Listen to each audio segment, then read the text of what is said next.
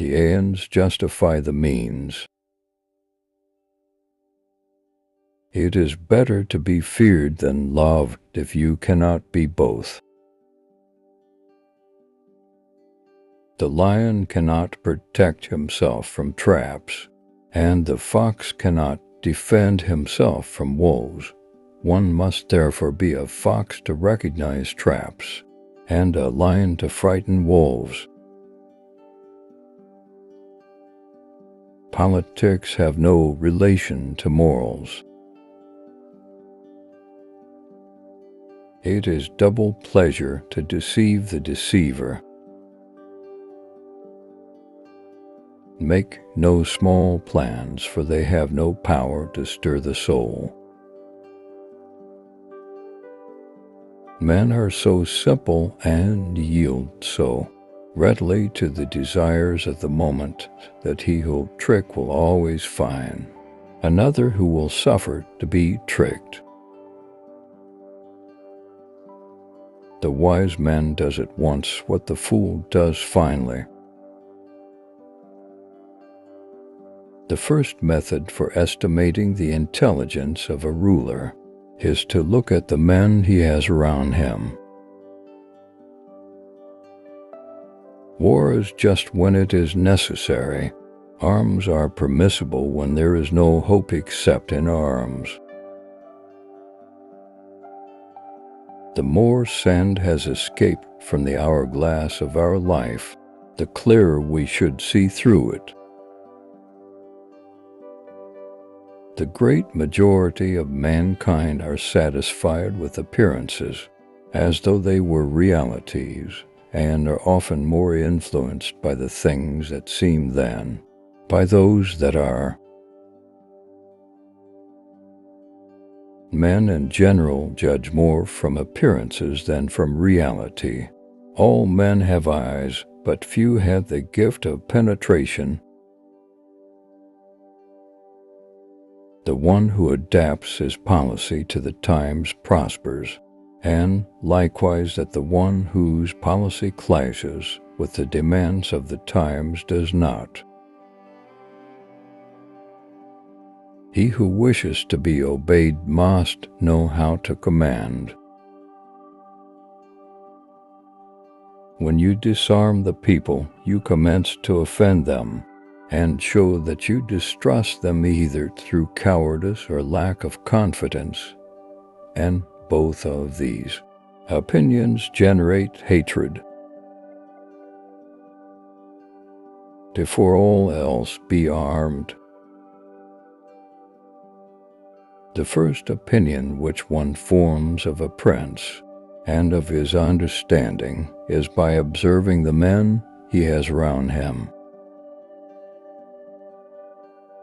A return to first principles in a republic is sometimes caused by the simple virtues of one man. His good example has such an influence that the good men strive to imitate him, and the wicked are ashamed to lead a life so contrary to his example. A wise ruler ought never to keep faith, when by doing so it would be against his interests. There is nothing more important than appearing to be religious. The promise given was a necessity of the past. The word broken is a necessity of the present. The first method for estimating the intelligence of a ruler is to look at the men he has around him. Since love and fear can hardly exist together, if we must choose between them, it is far safer to be feared than loved. The prince must be a lion, but he must also know how to play the fox. It is better to be adventurous than cautious, because fortune is a woman, and if you wish to keep her under, it is necessary to beat and use her. nature that framed us for elements, warring within our breasts for regiment, doth teach us all to have aspiring minds. He who wishes to be obeyed must know how to command. The distance is great from the firm belief to the realization from concrete experience. The more sand has escaped from the hourglass of our life, the clearer we should see through it. Men rise from one ambition to another. First, they seek to secure themselves against attack, and then they attack others. He who is not a good servant will not be a good master. War should be the only study of a prince.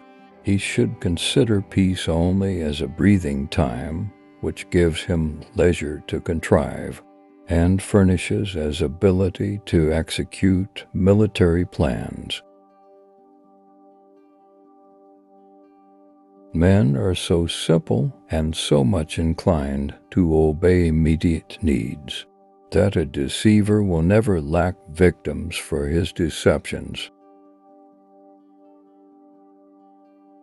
It is necessary for him who lays out a state and arranges laws for it to presuppose that all men are evil and that they are always going to act according to the wickedness of their spirits whenever they have free scope. There are three kinds of intelligence. One kind understands things for itself. The other appreciates what others can understand. The third understands neither for itself nor through others. This first kind is excellent, the second good, and the third kind useless.